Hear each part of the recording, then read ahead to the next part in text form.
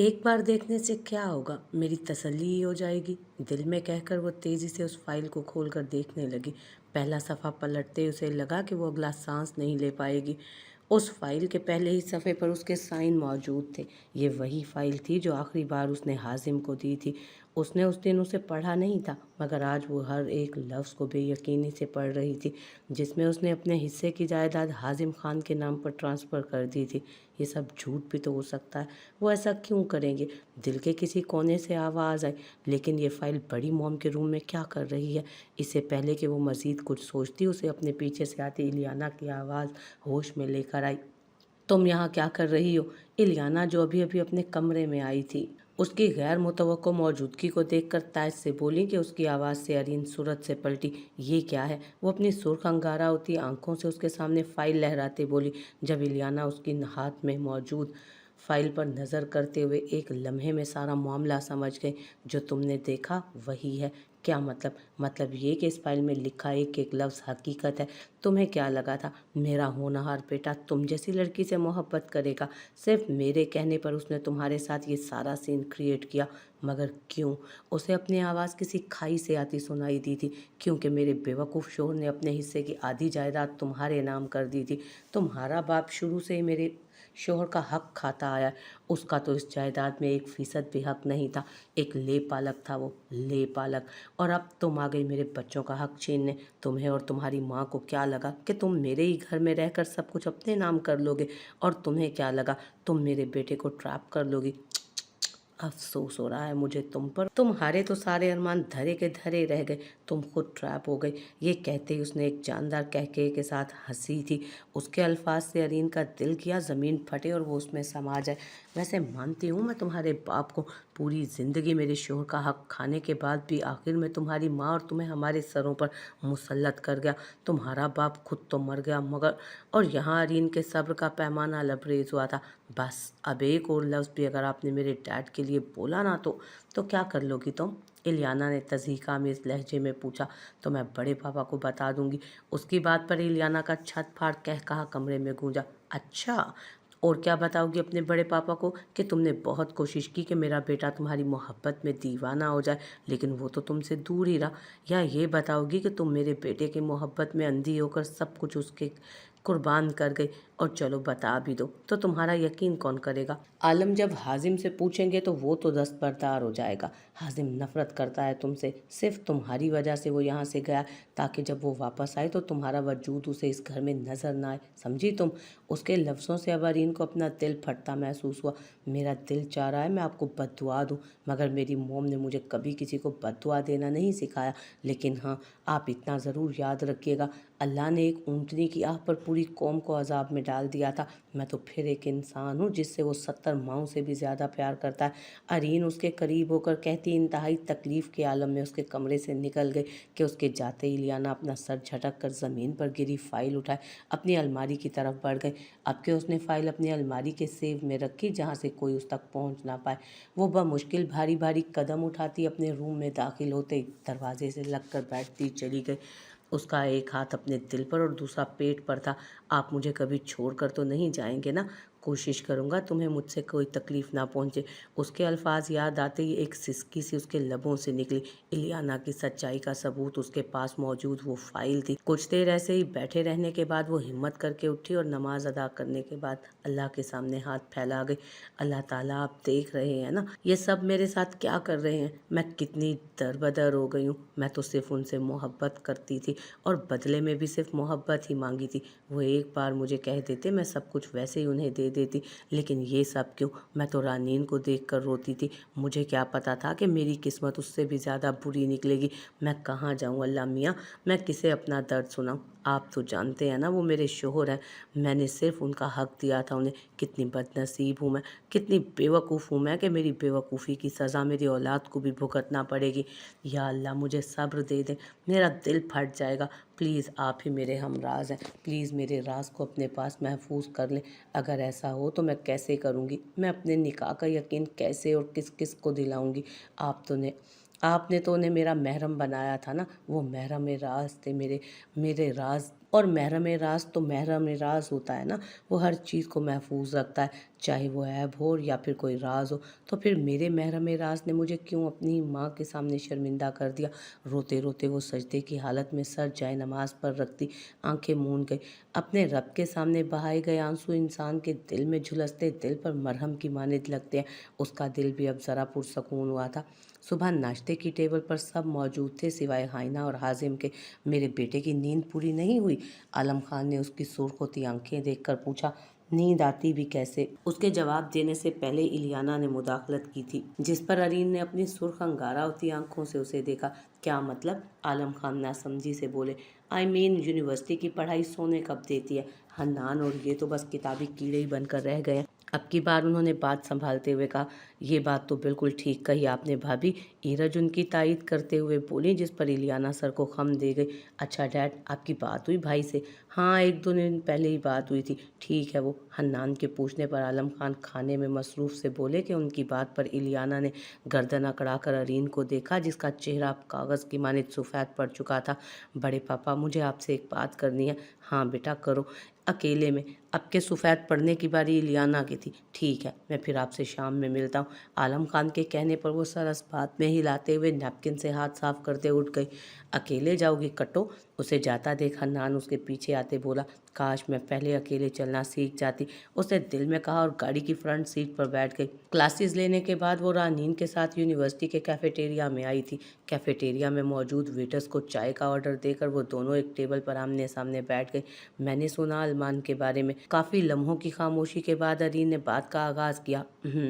रानीन तल्खी से मुस्कुराई। तुम्हें तकलीफ नहीं हुई ये सब जानने के बाद? नहीं, उसने यकलफ्ज़ी जवाब दिया। इतना सब जानने के बावजूद तुम्हें उससे मोहब्बत? अब ये लफ्ज़ तुम उस शख्स के साथ ना जोड़ो तो बेहतर है। इसकी बेहुरमती तो मत करो ना ये लफ्ज़ उसके साथ जोड़कर। उसकी बात मुकम्मल होने से पहले ही रानीन ने उसे टोका। मतलब? अरीन ने नासमझी से कहा। मतलब कि ये जो सब कुछ हुआ ना, अब मेरा दिल सुकून में। मैं जानती हूँ मैंने देर कर दी, लेकिन फिर भी अल्लाह ने मुझे जल्दी उस शख्स का असली चेहरा दिखा दिया। जानती हो अरीन, इस सब के बाद मुझे ऐसा लगने लगा है जैसे मैंने अपनी अम्मा के साथ अच्छा नहीं किया। उन्होंने कितना भरोसा किया था ना मुझ पर, और मैंने क्या किया? वो रोना नहीं चाहती थी, मगर फिर भी उसके आंसू काल भिगो रहे थे। शायद वो अब के तकलीफ़ के उस दर्जे पर थी जहाँ उसे आंसू बहते हुए भी महसूस नहीं होते थे। चलो मान लेते हैं तुमने आंटी से छुपाकर गलत किया, लेकिन इसके अलावा तुमने क्या गलत किया? तुमने उस शख्स से निकाह इस नीयत से किया था कि वो एक दिन सबके सामने तुम्हें अपनी बीवी एक्सेप्ट करेगा। इसमें कोई गुनाह नहीं, अरीन उसे समझाते हुए बोली। तुम्हें नहीं पता अरीन, हमारा मुआशरा आज भी औरतों को ही कसूरवार ठहराता है और अरमान जैसे मर्दों को छोड़ देता है। ये दुनिया मुझे ही गलत कहेगी। तुम दुनिया को छोड़ दो, ये तुम्हारी ज़िंदगी है रानीन, तो फिर तुम बहुत से नुकसान से बच गई, वरना बहुत सी लड़कियां ऐसी भी हैं जो मोहब्बत में अपना आप तक दूसरे के हवाले कर देती हैं। ये लफ्ज़ अदा करते उसे अपना दिल झंझोड़ता हुआ महसूस हुआ, जबकि उसके जुमले पर रानीन की नज़रें भटक गई। वो उसे क्या बताती कि वो भी उन्हीं लड़कियों में शामिल थी जो मोहब्बत के धोखे में अपनी इज्जत तक खो चुकी थी। फिर भी अरीन, ये दुनिया बहुत बुरी चीज़ है। ये हमारे रब की मखलूक तो है, लेकिन अपने रब के हुक्म को मानने वाली नहीं है। ये दुनिया रब की तरह ऐबों पर पर्दा नहीं डालती, बल्कि ये तो नज़रें जमाए बैठी होती है कि कब कोई शख्स गलती करे और वो उसे आग में फैला दे। ये ऐब को ढांपती नहीं, ये ऐबों को उछालती है। ये लोगों के दर्द में हमदर्द नहीं बनती, बल्कि ये दूसरों की तकलीफ़ से खुश होती है। तुम इस दुनिया को नहीं जानती, क्योंकि तुम अभी मोहब्बत जैसी तकलीफ़ के हत्थे नहीं चढ़ी। रानीन तल्ख मुस्कुराहट के साथ उसके सामने हकीकी दुनिया की एक झलक रखते हुए बोली, जबकि उसकी बातों से अरीन ने अपना हलक तर किया और बेसाख्ता अपना हाथ अपने पेट पर रखा था। ये दुनिया तुम्हें भी खा जाएगी, वो महज सोच ही सकी। यकदम उसके तासुरात बदल गए थे। उसे घुटन होने लगी। वो कैसे ये सब हैंडल करेगी? कैसे वो इस दुनिया में इस बच्चे को पहचान दिलाएगी? मुझे घर जाना। वो चाय का इंतज़ार किए बगैर उठ गई। लेकिन अचानक क्यों? बस कुछ काम है मुझे, उससे कहकर वो अगली बात सुने बगैर तेज़ी से अपना बैग उठाकर आगे बढ़ गई। यूनिवर्सिटी से निकलकर उसे कोई रिक्शा या टैक्सी दिखाई नहीं दिया। वो सुस्ती से कदम उठाते उस वीरान सड़क पर चलने लगी। अरीन मीन्स फॉरेस्ट, एक ऐसा जंगल जो अपने साए में बहुत से लोगों को तपती धूप से बचाता है, जहाँ हर शख्स आसानी से सफ़र नहीं कर सकता। नायाब चीज़ें पर्दे में ही अच्छी लगती हैं। उसका एक एक कदम उसके अल्फाज याद करते मज़ीद भारी होने लगा। मैं पूरी रात तुम्हारी वजह से ही ख्वार हुआ हूँ, याद रखना। इस तरह की सूरत हाल में कभी भी किसी मर्द पर तोहमत नहीं लगती। तोहमत हमेशा औरतों पर लगती है। मर्द बहुत आसानी से अपना दामन बचा लेता है। कोशिश करूँगा तुम्हें कभी भी मुझसे कोई तकलीफ ना पहुँचे। झूठे हैं आप। कितनी बड़ी बेवकूफ़ थी जो मैं आपकी बातों में आ गई। वो अपने ख्यालों में उससे मुखातिब होकर बुरी तरह चिल्लाई कि अचानक उसके सामने से वो मंजर हटा और वो उस वक्त सड़क पर थी। इससे पहले कि वो मज़ीद कुछ समझती, आगे से आती गाड़ी ने उसे हिट किया, जिस पर वो अपनी जगह से उछलकर सड़क पर गिरी। ओह शिट, ध्यान कहाँ था तुम्हारा? आखिरी मंजर उसने एक उम्र रसीदा औरत खातून को अपनी तरफ बढ़ते हुए देखा। फिर उसकी आंखों के सामने अंधेरा छा गया। उसकी आंख खुली तो खुद को एक अनजानी जगह पर पाया था। जहन बेदार होते उसे अपने सर पट्टियों में जकड़ा महसूस हुआ। मैम आप ज़्यादा ना हिले। वहाँ मौजूद नर्स ने उसे उठता देखकर कहा, मुझे यहाँ कौन लाया? वो कुछ सोचते हुए बोलने लगी, आपको यहाँ हमारी एक सीनियर डॉक्टर लेकर आई हैं। उन्हीं की कार से आपको चोटें लगी हैं। नर्स मुअद्दब अंदाज में बोली। वो चाहकर भी पूछ नहीं सकी, मगर नर्स उसका सवाल समझ चुकी।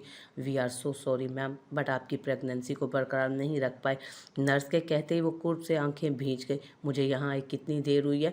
मैम आपको 2 घंटे हो गए हैं। सर पर हल्की सी चोट आई है, इसके अलावा कोई सीरियस चोट नहीं है।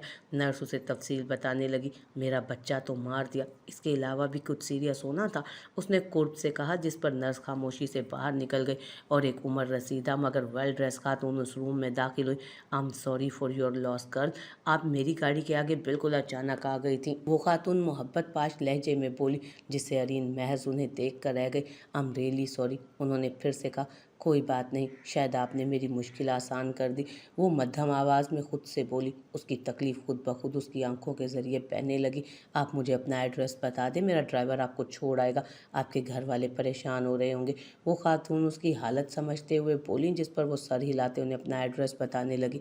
ये कुछ मेडिसन्स हैं, ये लेंगी तो जल्दी रिकवर हो जाएंगी। वो बमुश्किल चलकर गाड़ी तक आई। जब उस खातून ने उसे कुछ मेडिसन्स पकड़ाई, उनसे मेडिसन लेकर वो तल्खी से मुस्कुराते हुए गाड़ी में बैठ गई। तुमसे मेरा वादा है, मैं तुम्हारे बाप से इस सब का बदला ज़रूर लूँगी मेरी जान। वो खाली सड़कों को देखते हुए अपने पेट पर हाथ रखे हुए खुद से बोली। उसके आंसू अब तक थमने का नाम ना ले रहे थे। घर पहुंचते ही उसे हन्नान आलम और ईरज परेशानी से हॉल में टहलते नजर आए। कहाँ गई थी तुम? कब से कॉल्स कर रहे हैं हम? ईरज उसे देखकर परेशानी से बोली।